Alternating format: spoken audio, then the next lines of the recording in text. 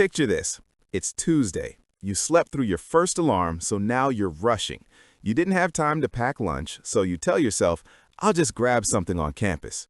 You grab a vanilla latte for $6.50 because, well, you need the energy. Lunch is a $14 fast casual bowl.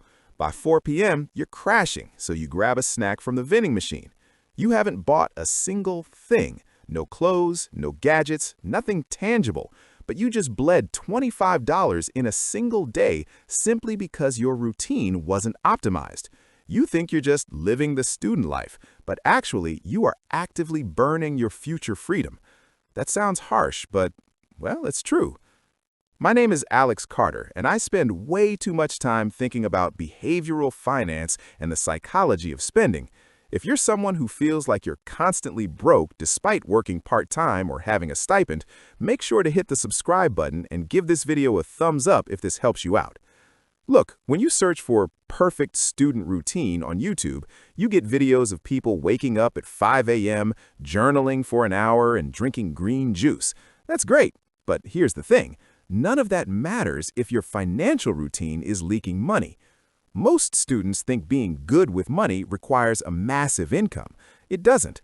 It requires understanding the cost of convenience.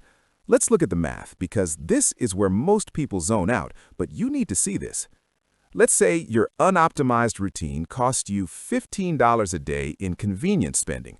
Coffee, dining out, Uber, that's $105 a week. Over a standard 4-year degree, that is $15 times 365 days times 4 years, which equals $21,900. Yeah, you heard that right. Nearly $22,000. That is the cost of a decent car or a massive chunk of your student loans gone, vanished into paper cups and takeout containers. Now, this is where it gets really interesting.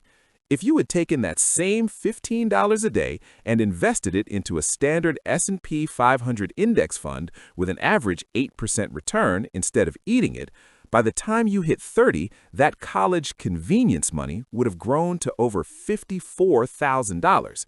That is the power of compound interest, and you are literally eating it for lunch. So if the math is so obvious, why do we still do it? It's called decision fatigue.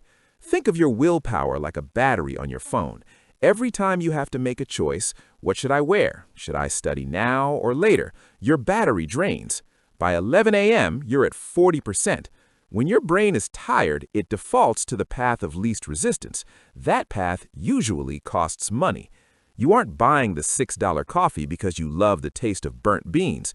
You're buying it because you're tired, and spending money releases a tiny hit of dopamine that feels like relief. So how do we fix this? I'm not going to tell you to never drink coffee again. That's unrealistic. I want you to use a strategy I call the zero-option morning. Here is the perfect routine.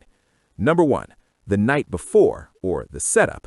You pack the lunch, you brew the coffee and put it in a travel mug, and you lay out the clothes.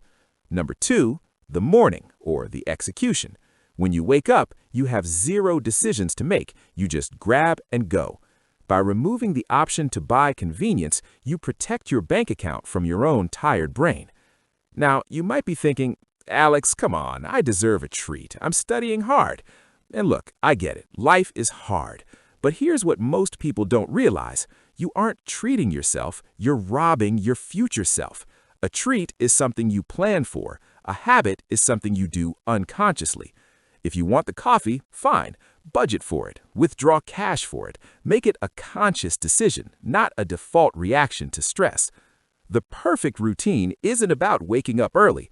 It's about building a system where saving money is the default and spending money is difficult. If you can master this in college when you're broke and stressed, you will be unstoppable when you actually start making real money. Here is my challenge to you. Try the zero-option morning for just 3 days. See how much friction you feel. See how much money stays in your pocket. If you found this helpful, do me a favor. Comment the word routine down below so I know you're ready to take this seriously. Don't forget to subscribe. I'll see you in the next one.